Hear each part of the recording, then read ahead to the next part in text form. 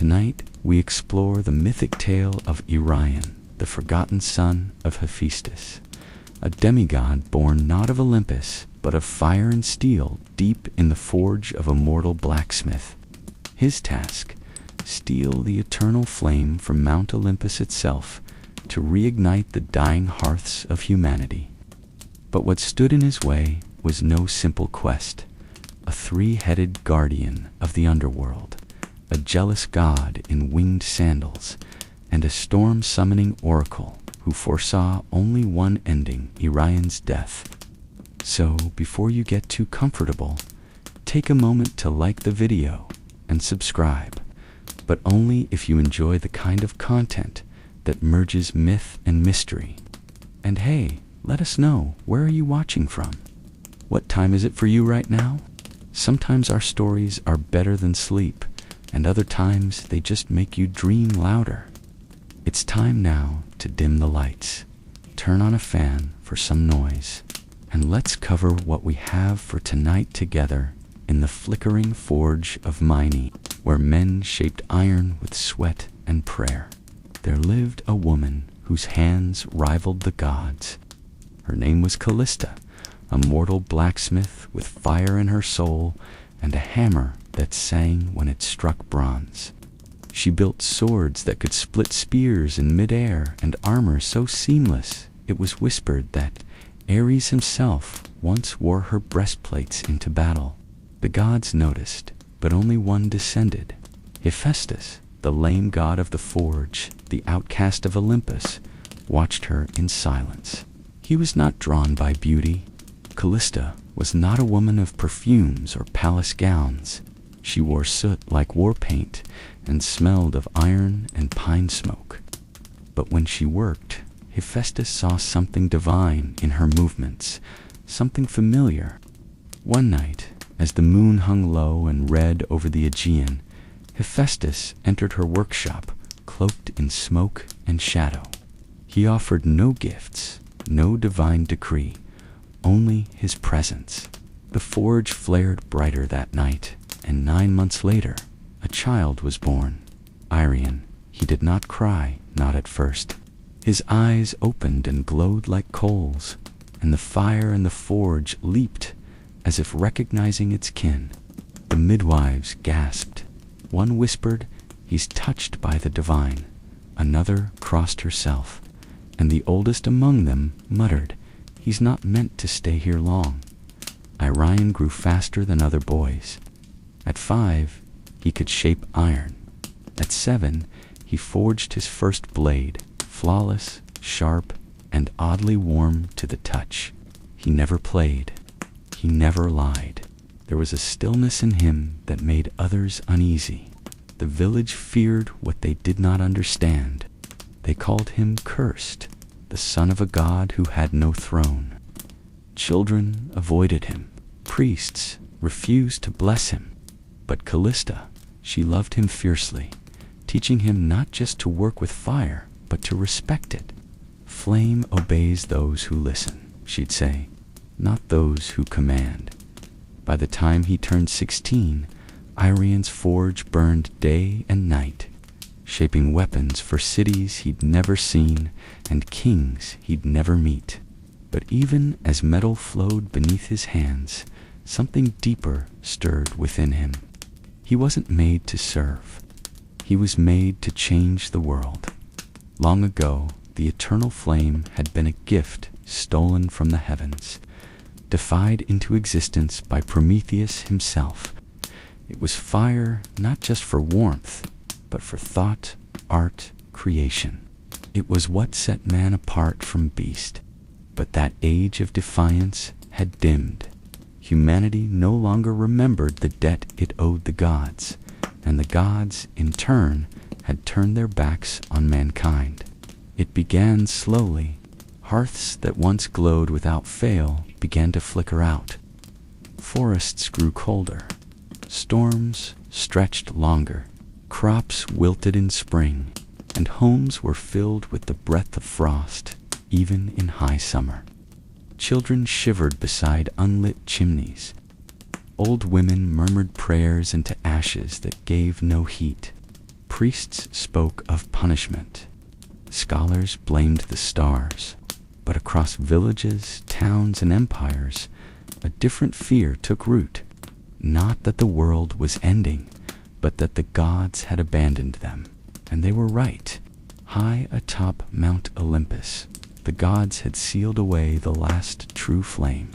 A spark kept alive only in the divine brazier, untouched by mortal hand for centuries.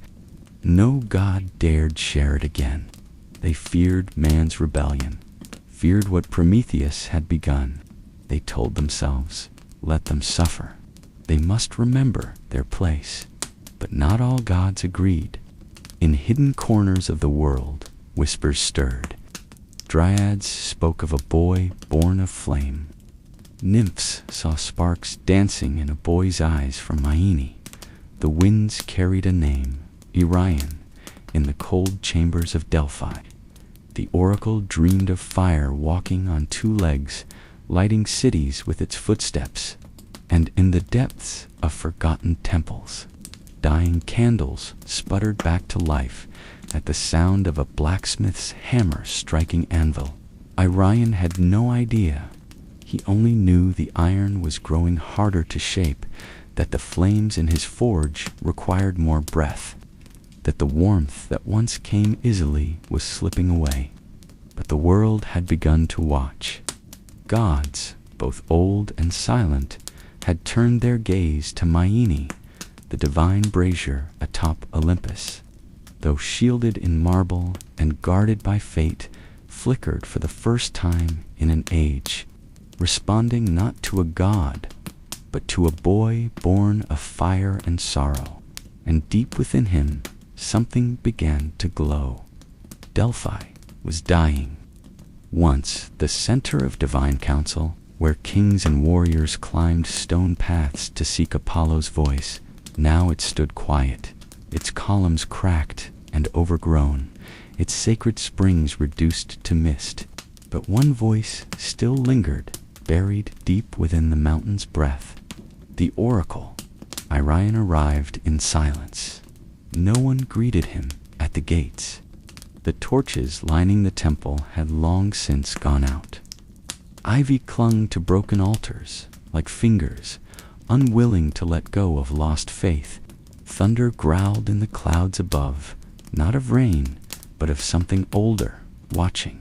He descended into the hollow chamber where generations before him had once wept and begged.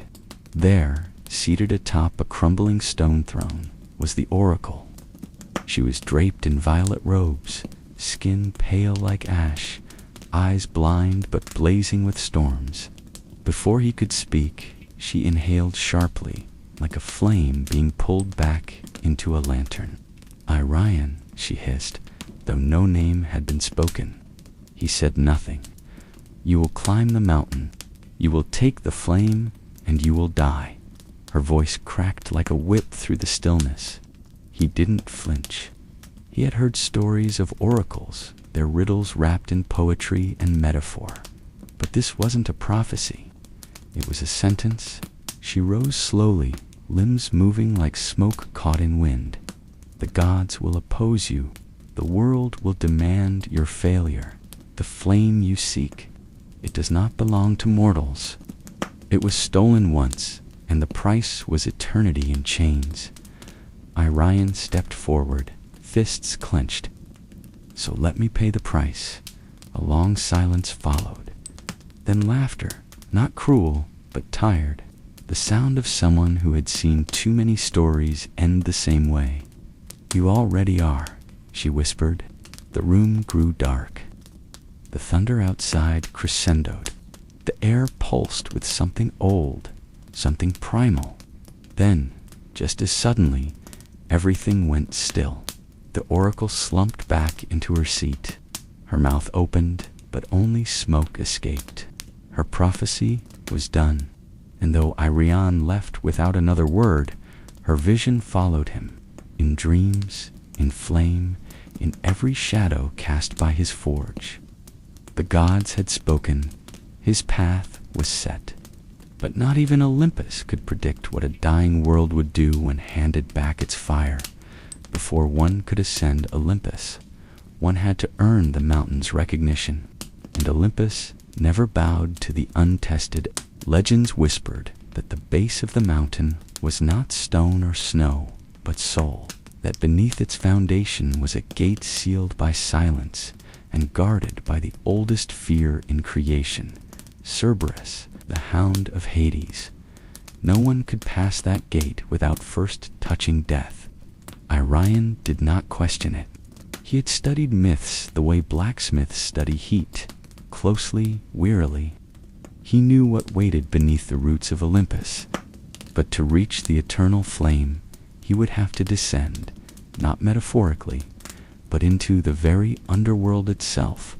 So he prepared, not with armor, but with craft. He spent 3 days and 3 nights forging a collar, not for battle, but for submission. It was made of obsidian, iron, and the final ember from his mother's forge. Into it he carved 3 names, one for each of Cerberus' heads. He whispered them aloud as he worked: memory, loyalty, grief. On the 4th day he stood before the shadowed mouth of a cave, said to lead downward forever. The wind here was cold, but it did not sting the skin.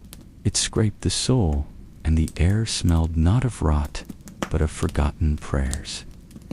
He entered deeper and deeper. He walked past bones that glowed faintly in the dark, past torches that lit themselves without flame, until he heard it. The breathing, slow, massive, layered, like 3 storms dreaming in unison. Cerberus. He stepped into the clearing and found the beast sleeping on a bed of ash and bone, each head twitching in a different rhythm. Its fur was blacker than absence. Its eyes were closed, but its ears twitched. Irion did not draw a weapon. He approached, knelt, and held out the collar. Then, softly, he began to hum. It was the song his mother had sung to him as a child, the one she sang when night made the world feel too big, too cruel. The middle head stirred. The left opened one amber eye. The right snarled, then stopped. They listened, and in that silence Irion slipped the collar on. Cerberus exhaled, and the door behind him opened, not with rage, but with respect. Irion had touched death, and death had stepped aside. The road up Olympus was no road at all. There were no markers, no stars to guide the way, only sheer rock, biting wind, and whispers that echoed from nowhere. Irion climbed not with certainty, but with instinct. His mortal hands bled. His divine blood burned. The mountain resisted him at every turn. And then he appeared, not with a roar, not in a flash of power, but in silence. Hermes, the trickster, the messenger, the thief. He stood on a ledge ahead, dressed like a traveler, cloak loose, sandals laced with feathers, eyes sharp as broken glass. A crooked grin danced across his lips. "Well," he said, spinning a coin between his fingers, "I thought you'd be taller." Irion didn't stop climbing. "I know why you're here," Hermes continued, walking casually beside him, without ever lifting a foot. "You want to bring fire back to the mortals?" Sweet, noble, stupid Irion paused. "Then stop me," Hermes chuckled. "Stop you? Oh, no. I'm not here to fight you. I'm here to make sure you understand the deal. You're walking into the heart of Olympus, into the gods' vault, into a story that isn't yours to tell. And yet," Irion replied, "here I am." That smile faded slightly. "You're trying to restore a balance that was broken for a reason," Hermes said. "The flame was a gift once, a mistake, and now the gods guard it like a dragon guards gold. Not because it's precious, but because it's dangerous." Irion stared at him. Then they've forgotten what danger looks like. For the first time, Hermes' expression soured. The air around them shifted. The coin in his hand vanished. His wings twitched. "You think you're Prometheus," he said, voice cold. "But you're not even a flicker compared to him." "I'm not trying to be him," Irion answered. "I'm trying to finish what he started." Hermes stepped forward, pressed 2 fingers to Irion's chest. "Then here's my gift." Pain surged. It wasn't physical. It was deeper. A thread inside him twisted, turned.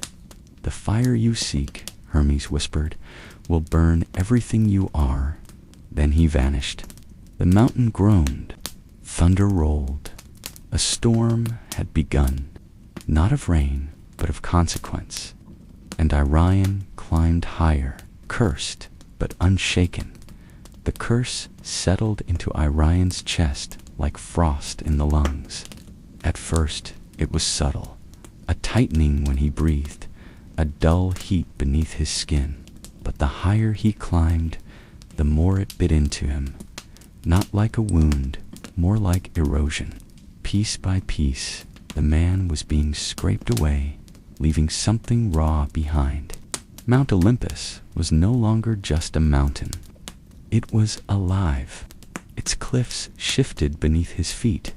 Wind screamed down ravines like ancient voices, furious to be disturbed. The higher he rose, the less mortal the world became. Trees stopped growing. Birds stopped singing. Even the stars above seemed to pull back. There were no paths, only jagged ledges and sheer faces that demanded sacrifice with each step. Irion bled. He slipped. Once he nearly fell to his death, but a sudden flash of heat from within his chest steadied him. It was as if the flame Hermes spoke of, the one that would burn him, had begun to awaken. But he kept climbing because every time he faltered, he thought of the dying hearths, the cold villages, the children huddled in darkness. He thought of his mother, hands blistered, still forging warmth for a world forgetting what warmth meant. And still, Olympus offered no mercy. Storm clouds gathered above. Lightning danced along the ridge like gods pacing in frustration. He could feel their eyes now, watching, judging, waiting for him to fall. But it wasn't just the mountain fighting him. It was Olympus itself. He passed ancient ruins carved into the stone, temples long abandoned by faith, their altars cracked, their gods forgotten. Statues of Athena with eyes chipped out, columns of Zeus split by time and silence.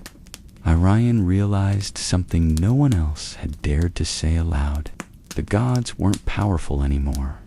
They were afraid that a mortal might bring the fire back without their permission, that someone not born in their halls might carry the light that once defined Olympus.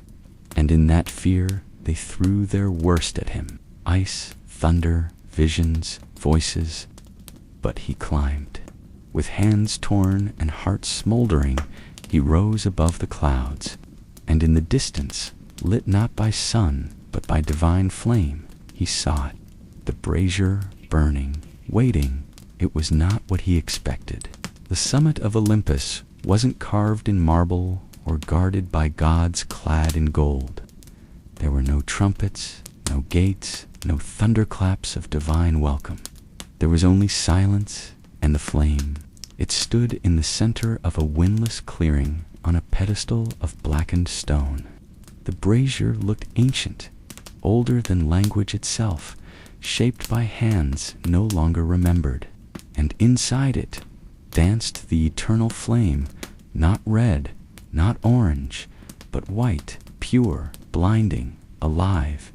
It did not flicker. It watched. Irion stepped closer.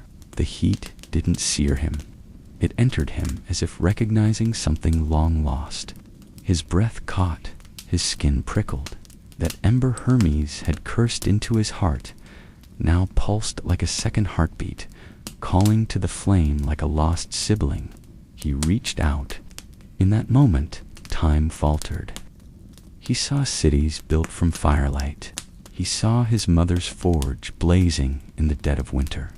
He saw civilizations rising and falling, each one built around fire, and each one forgetting why it burned.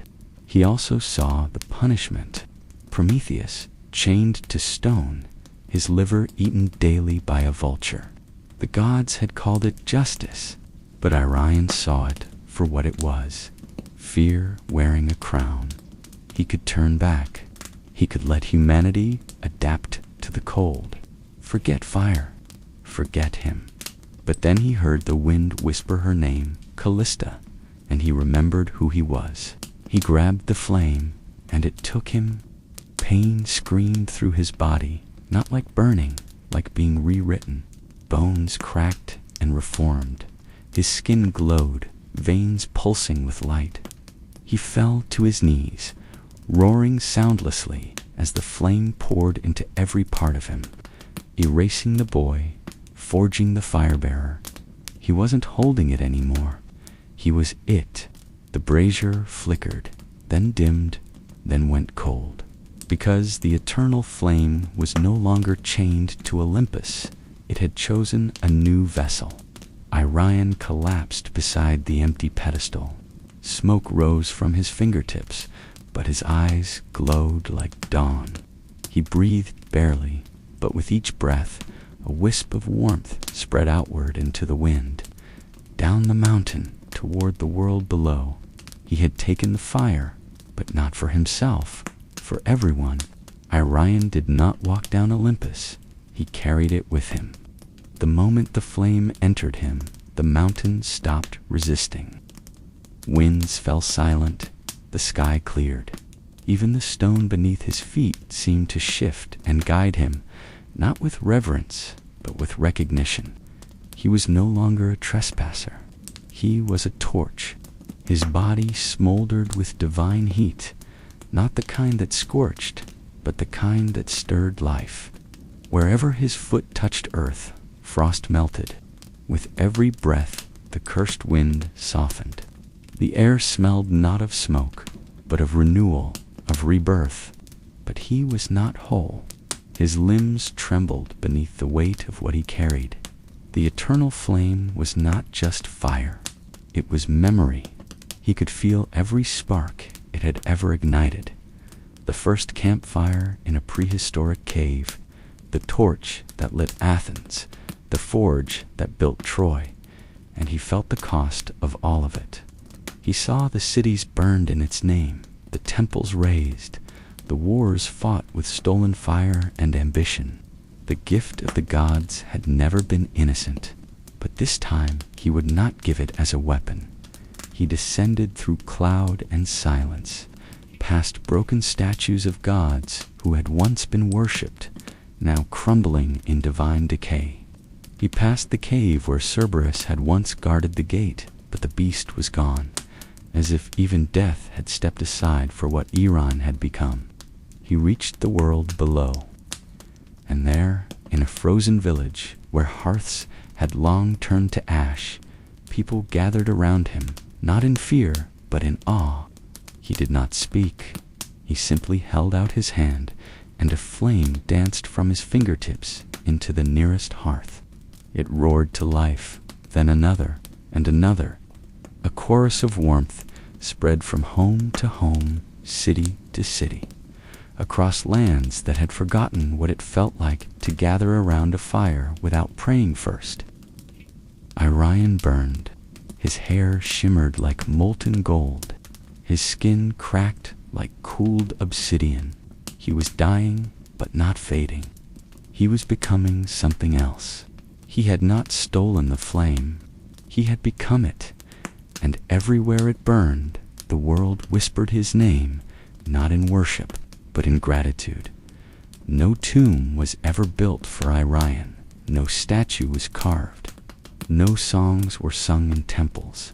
There was no procession, no mourning, no final battle to mark his passing. And yet, he never disappeared. After the fires returned, strange things began to happen across the land. In distant villages where no traveler had passed, hearths lit on their own. Entire forests, once frozen solid, blossomed overnight. Blacksmiths claimed their forges heated faster. Children, huddled in the cold, told their parents they saw a man of light standing beside the flame before it rose. No one could prove anything, but they all told the same story. He walked until there was nothing left of him to walk with. His body had long since cracked and burned, not from weakness, but from transformation. What remained of Irion blood, voice had become spark, smoke, heat, and he gave it all away. His mother's forge was the last place touched, old, abandoned, its fires cold for decades, until one night a traveler passing through claimed he saw a boy hammering something glowing white at the anvil. When he looked again, the forge was empty, but the flame danced high and hot, just like it used to. They say the gods felt it, that Olympus, sensing it, had been stripped of its power, trembled in its silence. But the gods did not strike back. They did not rage.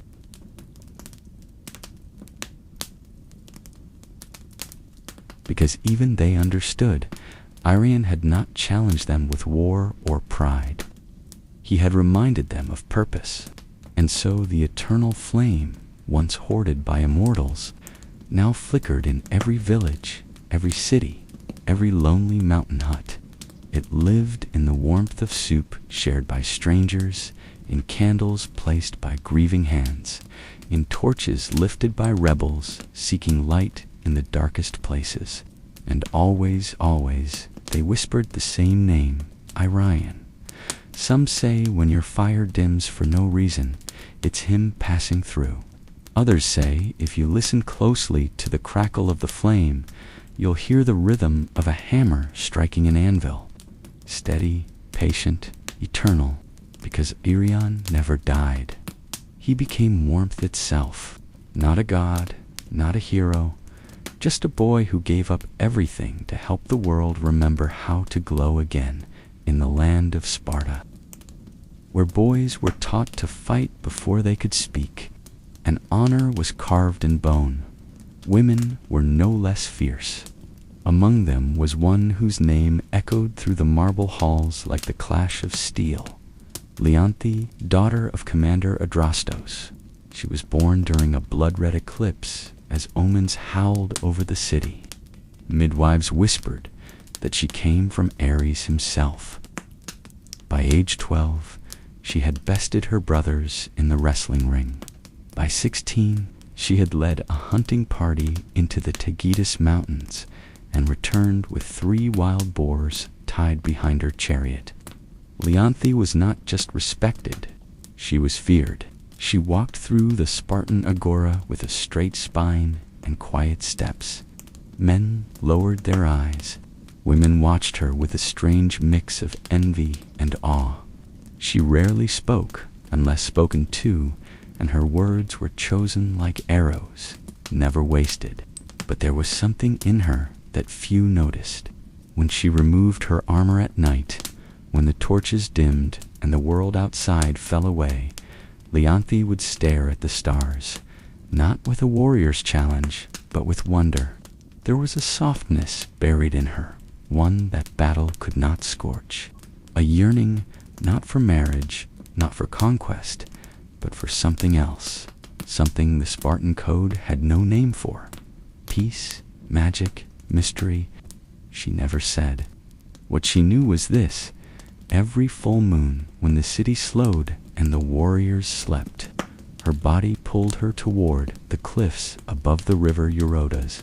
She would leave behind her spear, her cuirass, her reputation, and become just a woman wandering beneath the stars, alone. The world, she thought, must be bigger than Sparta, bigger than swords and pride. She felt it in her blood, like music she couldn't hear, but knew was playing somewhere. And then one night, beneath a sky so silver it looked scraped from the edge of a blade, she saw it gliding across a still pool in a hidden grove, a swan, unmoving, watching her, moonlight rippling on its back, beautiful in a way no war song had ever been. And from that moment on, Leonthy's life began to shift away from blood and battle towards something softer, stranger, and far more dangerous. The grove was hidden, untouched by the usual grit of Spartan boots. Nestled between two cliffs, it whispered of something older than Sparta, older even than Olympus. The trees curved in crescent arches, their branches low and silvered by moonlight. A shallow lake lay at the center, still as glass, and on it the swan. Its feathers shimmered like woven starlight, neither white nor gray, but something in between. It floated with the silence of smoke, cutting across the water with no ripple. Its long neck arched gracefully, as if sculpted by divine hands, and its eyes held no animal wildness, no fear, only awareness. Leontthy froze at the tree line. Her training screamed caution. Nothing in nature moved like this. No creature stood so boldly before a human, but the swan did not flee. It watched her calmly, expectantly. She stepped forward. It tilted its head. Another step closer. The lake did not stir. She stood at the edge of the water, heartbeat steady but alert, hand resting lightly on the dagger strapped to her thigh. The swan moved again, slowly, deliberately, toward her. When it reached the edge of the shallows, it stopped and bowed its head slightly. Leontthy knelt. She had seen thousands of things in her life. War camps, burning, bloodied warriors screaming at the heavens, newborn calves gasping for their first breath. But never had she seen something so quiet, so still, so enchanted. She reached out. The swan did not resist. Her fingertips brushed its feathers, warm, unnaturally warm, as though its body burned with sunlight instead of blood. A feeling stirred in her chest. Not fear, not fascination, something older, something she didn't know she'd been missing until that very moment. Connection. The swan blinked once and turned away, gliding back into the center of the lake. Leontthy remained kneeling, watching it, unsure what had just begun, but certain it was no accident. The next full moon she returned. So did the swan, and again the next month and the next. No words, no promises, just presence. A ritual born of silence and gravity. By the time autumn settled on the hills, Leontthy no longer questioned why. She just knew the swan would be waiting, and her world would never be the same. Seasons turned. Leaves greened, fell, and grew again. The wars continued far below the hills, but in that moonlit grove, time stood still. Only the full moons mattered now.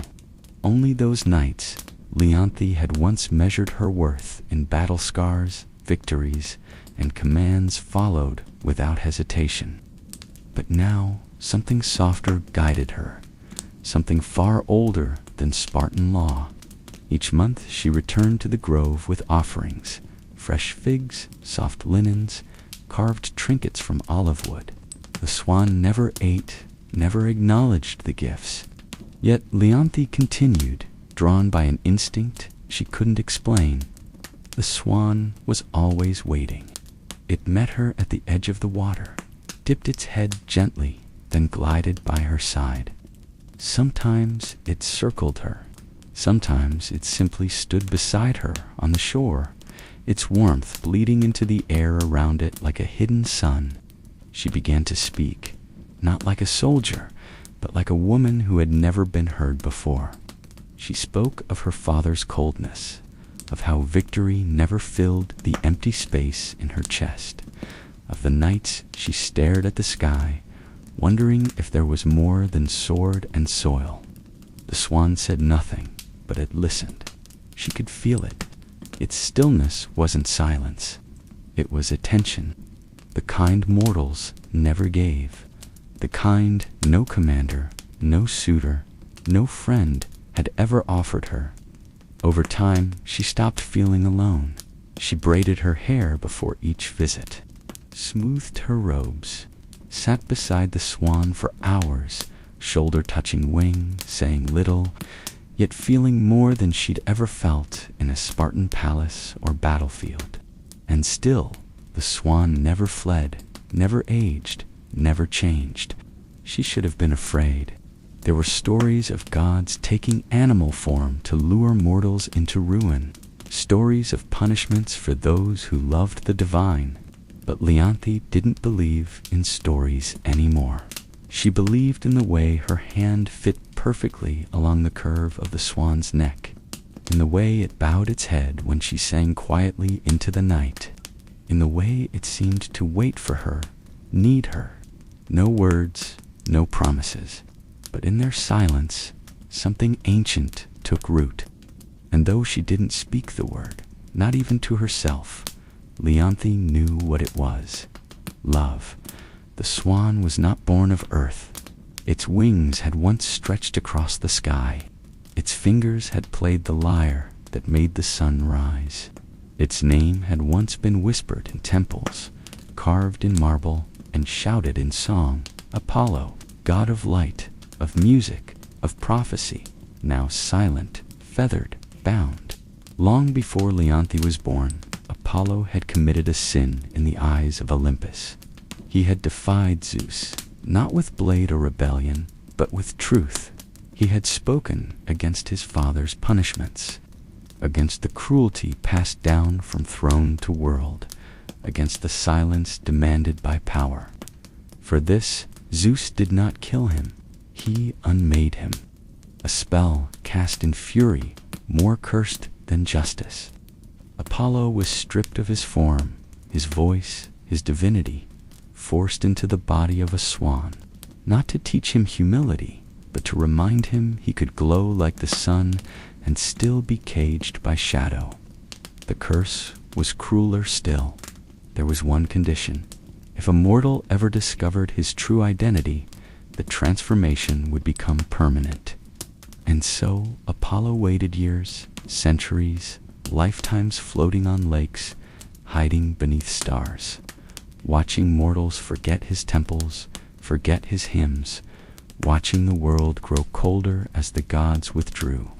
Until Leontthy, her presence cracked something inside him, something buried so deep even Olympus had forgotten it existed. Hope. He never meant to be seen, never meant to stay.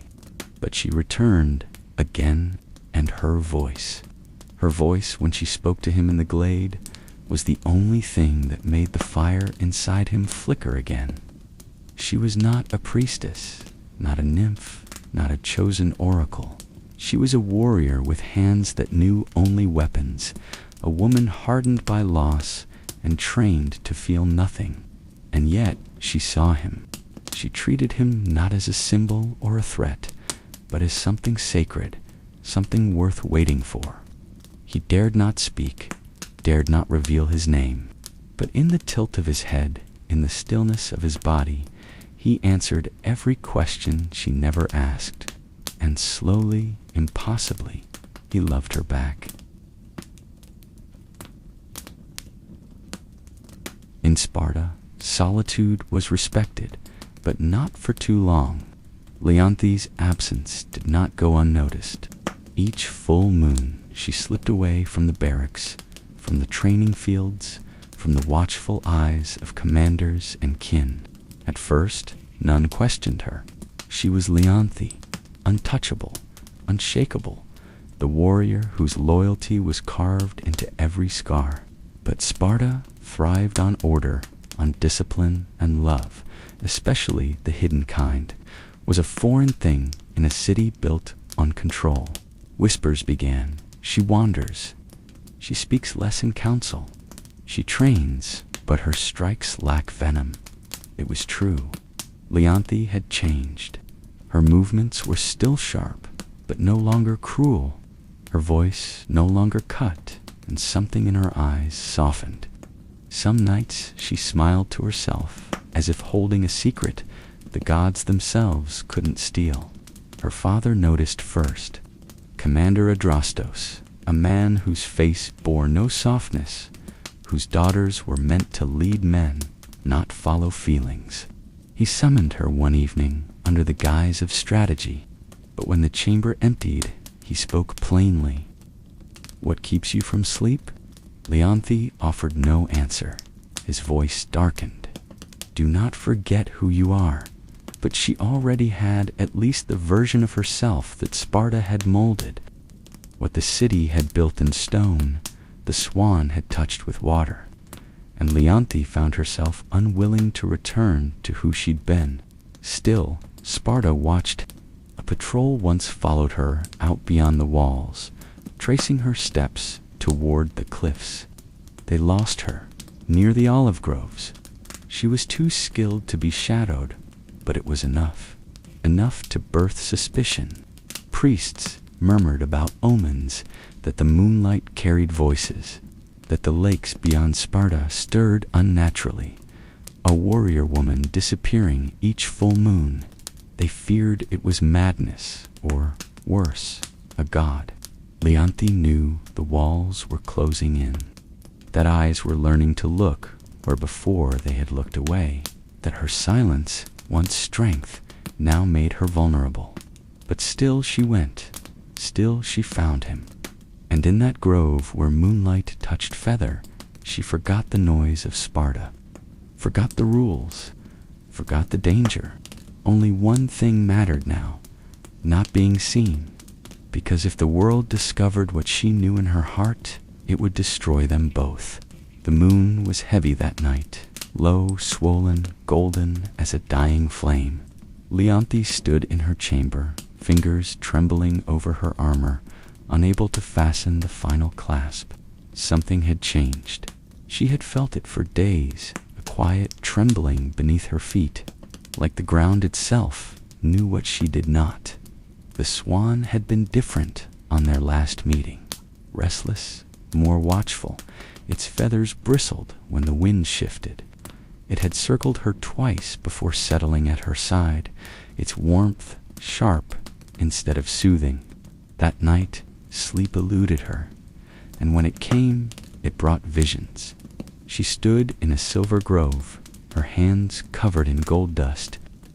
A statue loomed before her, part man, part swan, its wings frozen mid-beat, its face serene and lifeless.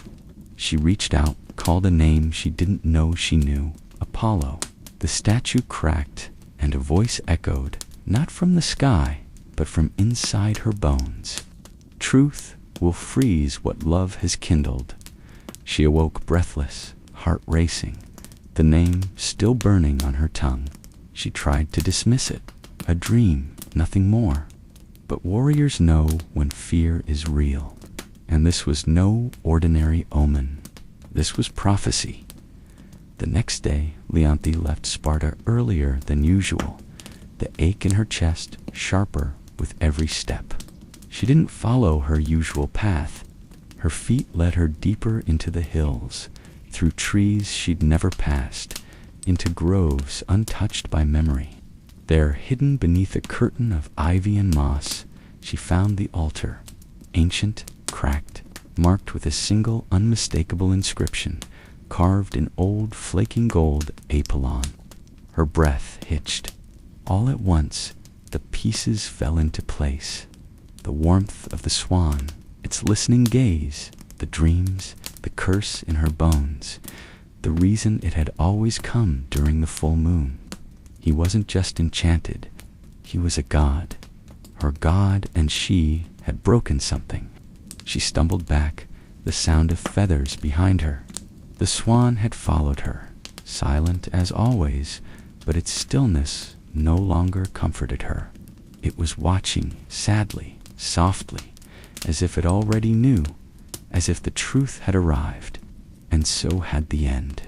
The grove was no longer still. The air pulsed slow and deep, like the breath of something ancient stirring in its sleep. Moonlight trembled on the surface of the lake. The trees leaned in, silent witnesses to the unraveling of a secret that had survived centuries. Leontthy stood frozen before the altar. The name Apollo still echoed in her mind like a spear striking stone. She turned slowly, as if doing so would unmake the truth. But it was too late. The swan was there, not gliding, not graceful, just standing, watching. Its feathers no longer shimmered. Its glow dimmed, flickering like a dying flame. Leontthy stepped toward it, her lips parted, unsure what to say, unsure if anything could be said. "I know," she whispered. The wind stilled. A single feather drifted from the swan's back, falling slowly, silently before vanishing into dust the moment it touched the altar. And then the change began. The swan's neck arched, not in grace, but in agony. Its body trembled. Feathers unraveled into streams of gold and light. Wings bent into arms. Webbed feet split into toes that dug into the earth. And where the swan had stood, now knelt a man naked, radiant, broken. Apollo. His hair shimmered like the sky at dawn. His skin glowed faintly like embers beneath marble. But his eyes were dimmed by sorrow, by inevitability. Leontthy stepped back, hand to her mouth. She had loved him in silence, and now silence had become unbearable. He tried to speak, but the curse had not fully lifted. His voice cracked like thunder in a storm too old to name. "You weren't supposed to know," he said at last, voice barely more than wind. It was the only rule. She fell to her knees beside him, tears cutting down her warrior's face like rivers through mountain stone. "I didn't mean to," she whispered. He smiled then, just once, a god's smile, not of joy, but of farewell. "I know." And with that, the ground beneath them shuddered, a soundless quake. A divine sentence passed without mercy. His glow faded, his skin hardened, his limbs stiffened mid-reach. Apollo was turning to stone, and Leontthy could only watch as love became legend. The moment the name was spoken, the curse began its final work. Apollo's body, once fluid with divinity, now stiffened inch by inch. The light beneath his skin dulled like cooling metal. His golden hair lost its luster, hardening into marble threads as the final phase of Zeus's punishment took hold. There would be no forgiveness, no reprieve. Leontthy grasped his hands, still warm, still trembling, but she could feel it, the stone creeping like frost over flesh. His fingers curled around hers one last time before they stopped moving altogether. She shook her head. No, this can't be how it ends. But the curse didn't listen. It had waited centuries in silence, patient and cruel. Apollo's chest rose once more, and then didn't. His wings, half-formed behind his shoulders, froze mid. His knees, bent in grief, locked in place. His face, still beautiful, still kind, was caught between love and pain. His eyes open but unseeing, and then silence. A quiet deeper than any battlefield, deeper than the moments before the charge. This was not the silence of peace, but of loss, of something sacred shattered.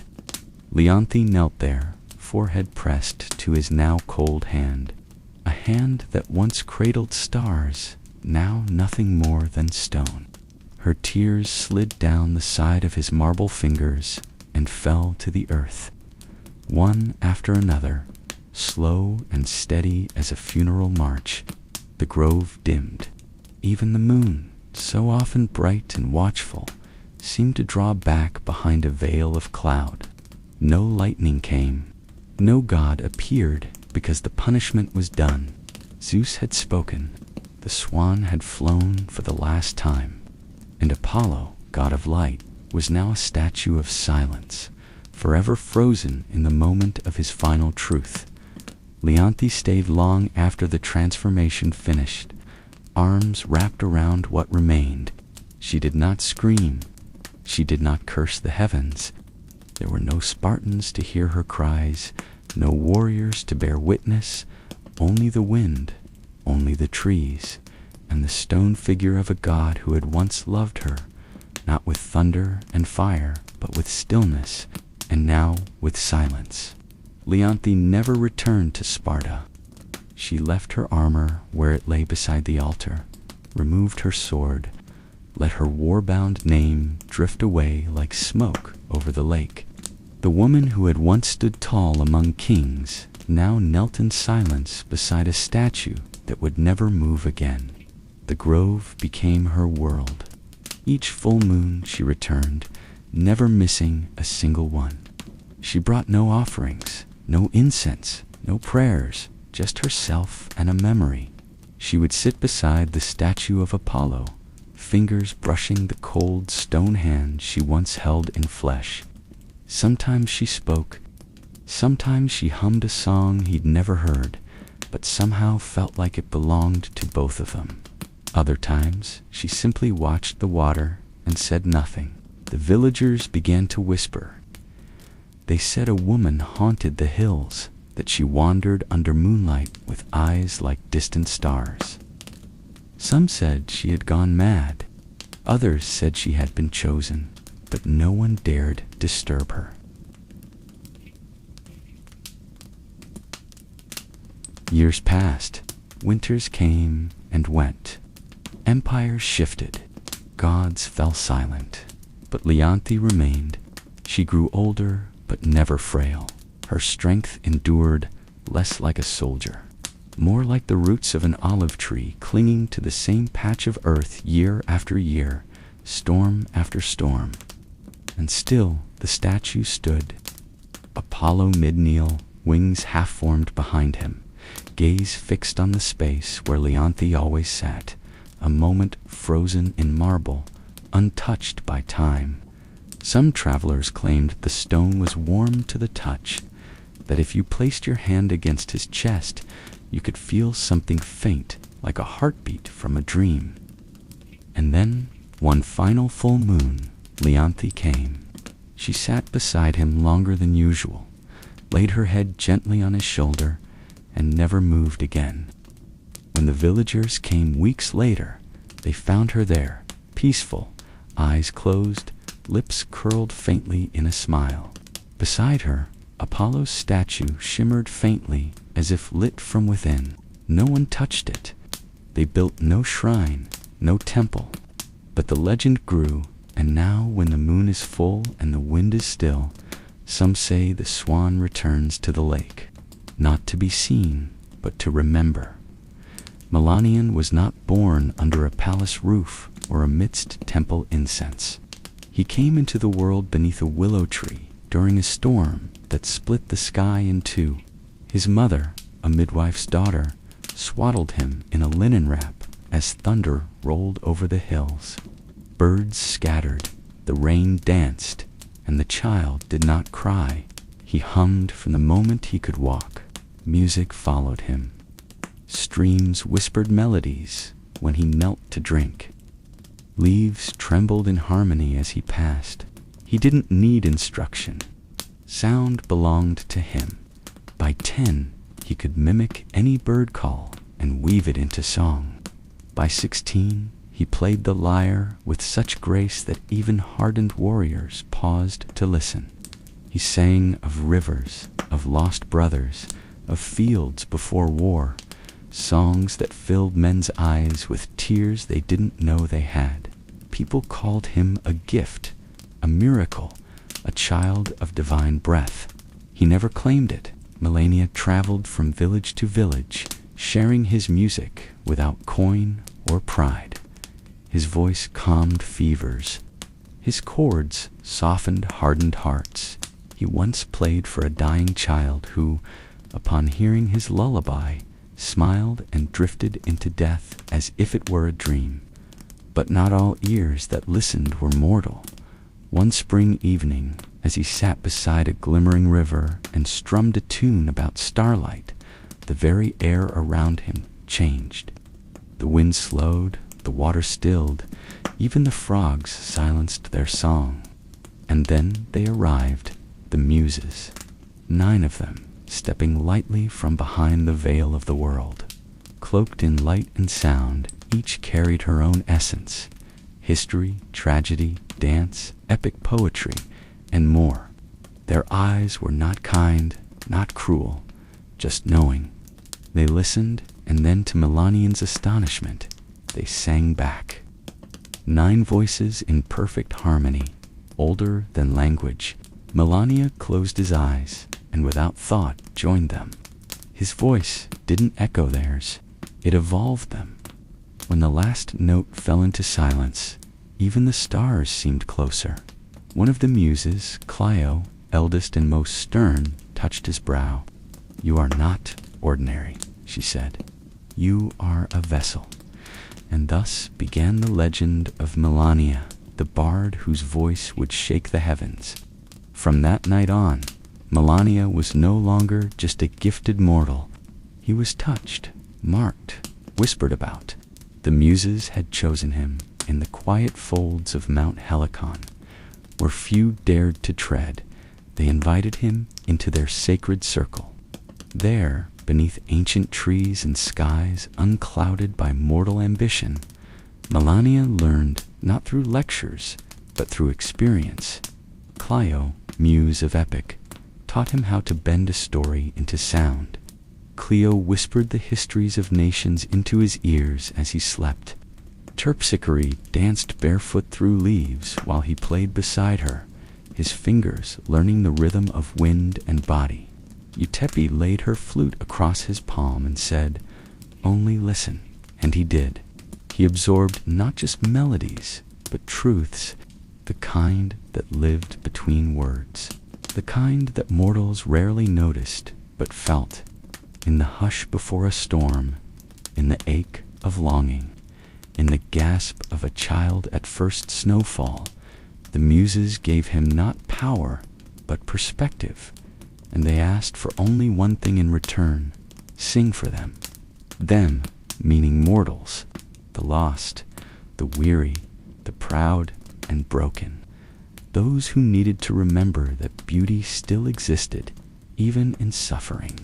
That song could be both balm and blade. At first, Melania obeyed. He performed in city forums and quiet fields, played before kings and beggars alike. His songs stitched broken hearts, stirred revolutions, mended fathers to daughters, and enemies to uneasy peace. But as his gift grew, so did something else: ambition. He began chasing sounds the Muses hadn't taught, notes no god had touched. In the stillest parts of the night, he would write alone, drafting fragments of something beyond language. A song that could bend time, still the wind, and bring tears to stone. A final song. He told no one, not even the Muses, because some part of him no longer wanted to share the divine. He wanted to surpass it. And the Muses, ever watchful, saw the change, not in his fingers, but in his eyes, the way he looked beyond them, as if destiny owed him more than admiration. And in the distance, fate stirred slightly, because no mortal walks beside the divine forever without cost. Melania withdrew from the world.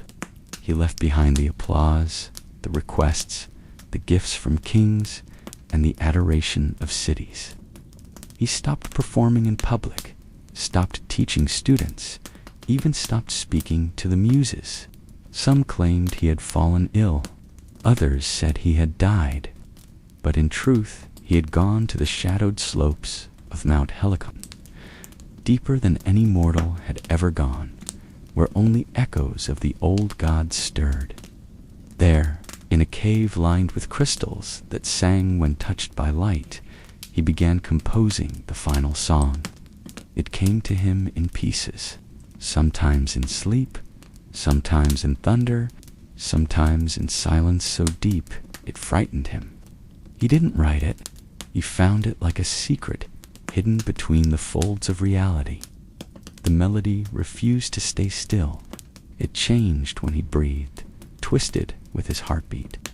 It was not a song for performance. It was truth in sound. He heard the birth of stars in its opening note. He felt the deaths of empires in its fall. It was not sad. It was not joyful. It simply was. He labored for months, maybe years. Time bent strangely inside the cave. He ate little, slept only when the music allowed it. He would weep one moment, laugh the next, as though the song played through his soul instead of his hands. And when it was finished, the world changed. Birds stopped mid-flight. Trees leaned toward the windless mountain. Streams went quiet. The sky itself held its breath, and far above, in the marble chambers of Olympus, the gods turned their heads. Even the Fates, who never looked away from their weaving, paused. Clotho whispered. A thread trembles. Lachesis frowned. And Atropos, whose shears never hesitated, set them down. They listened. The song did not demand worship. It did not beg to be loved. It simply revealed everything. When the final note faded, even the cave refused to echo it, as if the world knew to repeat it would be a crime. The gods waited. The muses waited. They expected Melania to return, to offer this wonder to the world, but he didn't. He hid it, and in doing so, he set a different music in motion, one of silence and consequences. When Melania emerged from the cave, the world felt smaller. The skies, once so vast, seemed pale beside the echoes of the song still humming in his bones. People rushed to greet him, musicians, poets, even priests. They begged to hear what he had written, to feel whatever power had moved the heavens. But Melania said nothing. They asked again. He smiled faintly. Not yet. Only the muses saw the shift. They came to him one dusk, stepping from starlight like breath from a lyre.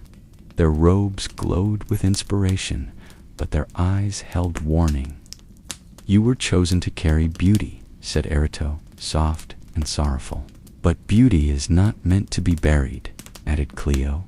You must sing it, whispered Calliope. Melania bowed his head. I will not see it cheapened. They flinched as if he'd struck them. You think mortals unworthy? Terpsichore asked, voice trembling. You think you alone are its guardian. He met their eyes, not with rage, but with something colder, possession. Yes, silence felt like winter between them. Then you are no longer ours, said Calliope, not because you created something beyond us, but because you hoard it. He said nothing, and they vanished. Still, the gods waited. Even Zeus, who rarely concerned himself with mortal affairs, paused his thunder to listen. Even Hades tilted his head in the depths. They waited for a single note, a whisper, a fragment. Nothing came. Melanian kept the song locked inside himself. Not written, not recorded, not shared. He called it sacred, but sacred things, when sealed too long, begin to sour. He performed other pieces. They were still beautiful. Audiences wept. Crowds cheered. But he knew, and so did the divine, something was missing.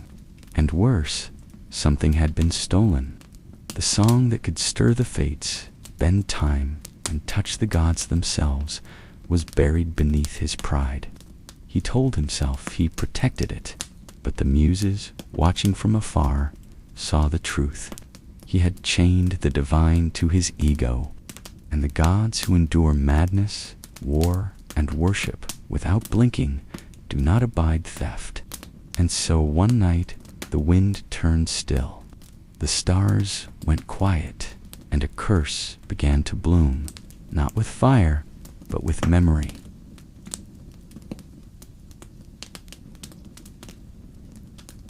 The curse came softly.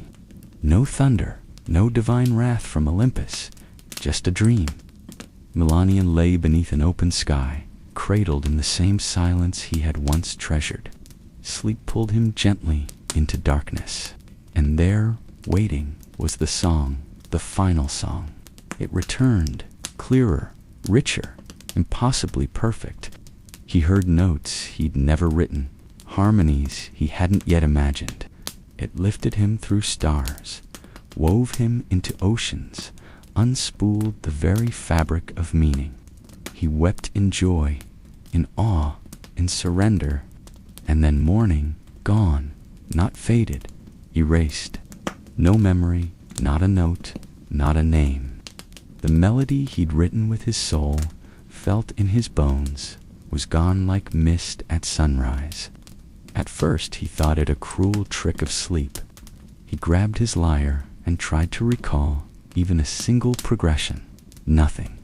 He strummed wildly, off-key, frantic. Nothing that night. He returned to his bed early, heart pounding, and the song returned, more radiant than ever. He sang along in the dream, tears streaming, fingers dancing through light. It felt real. He could remember it within the dream.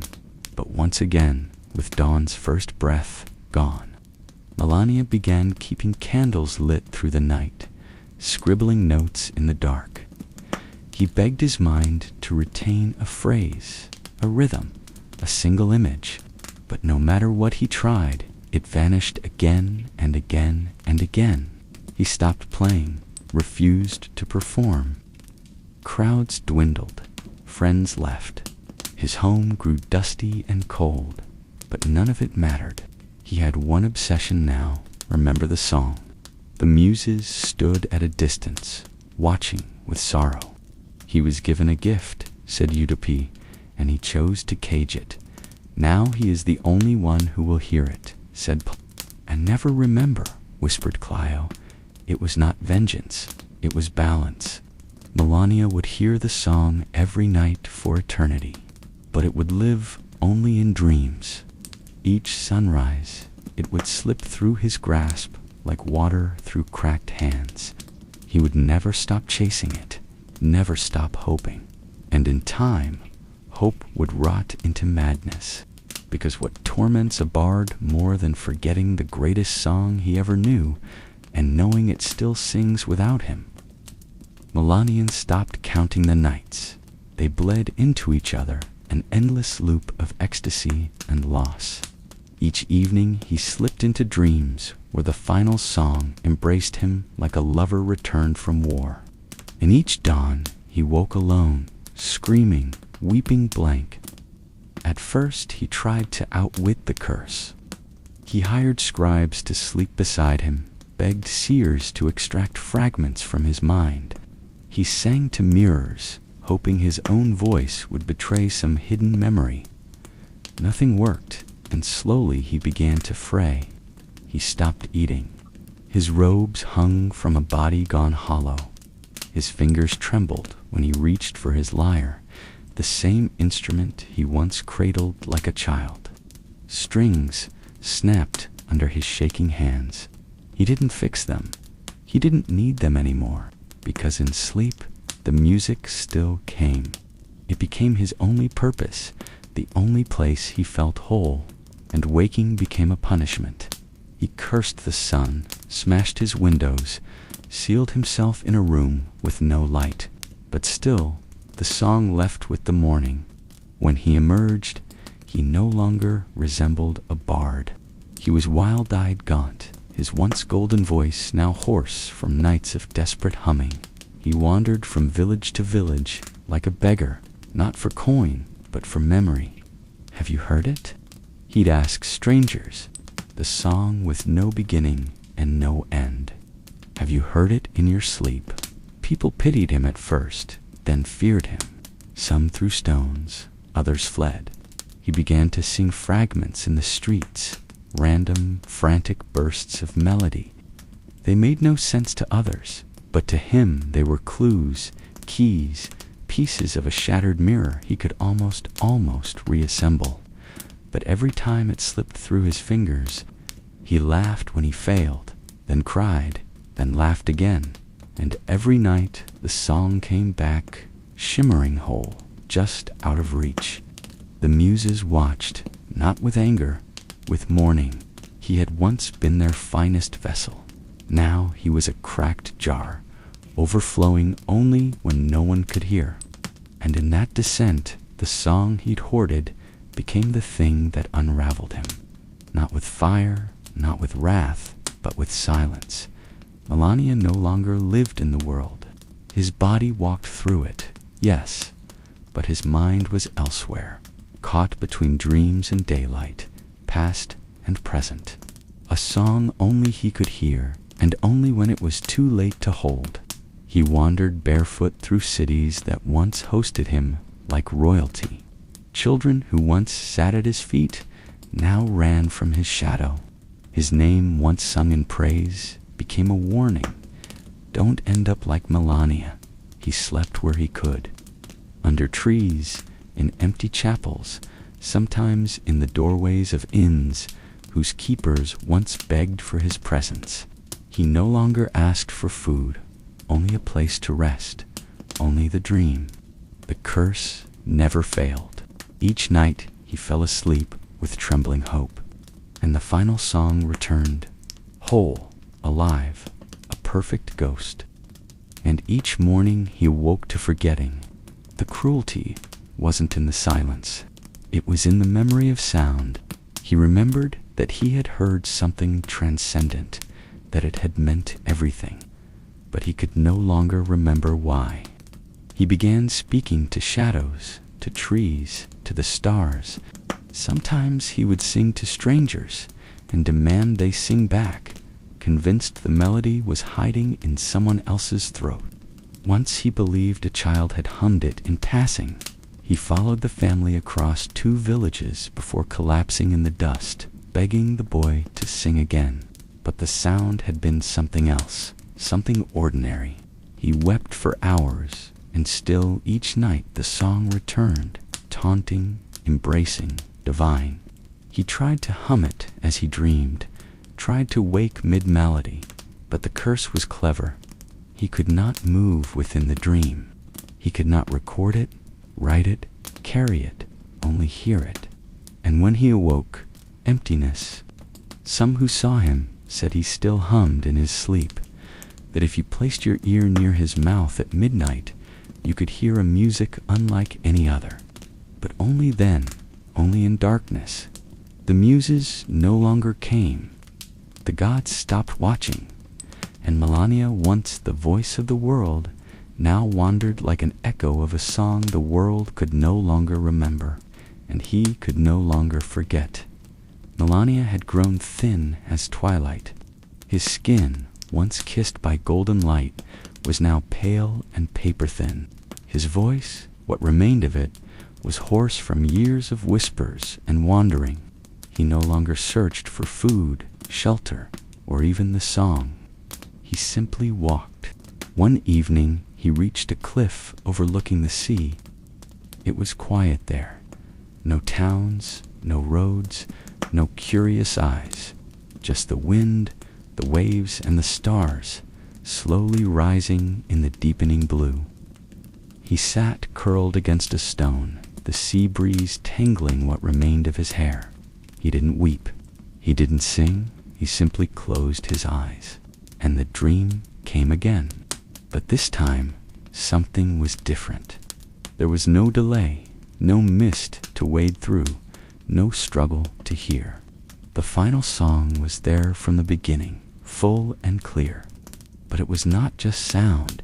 It was a place, a presence, a world built from music.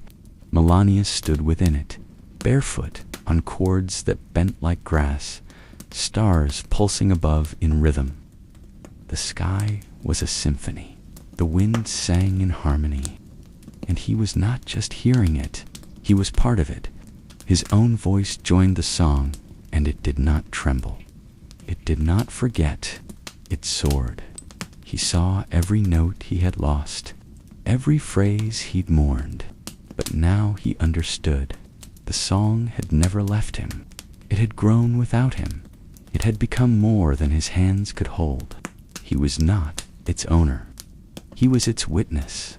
And in that final dream, there was no sorrow, no shame, no punishment, only release. When the sun rose, Melania did not stir. The wind lifted softly around his body, as if carrying away a final breath. A shepherd passing the cliffs found him later, peaceful, hands resting on his chest as if cradling an invisible lyre. There was no scroll, no recording, but above him, high in the coastal sky, seabirds flew in strange formations, almost like they danced to something only they could hear. And the sea for a moment sang, not in words, not in melody, but in something older than either, something he had finally become.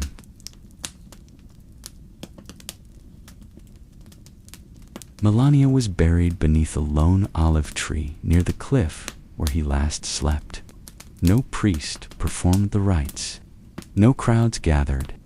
Just the shepherd who found him and a few villagers who remembered the stories.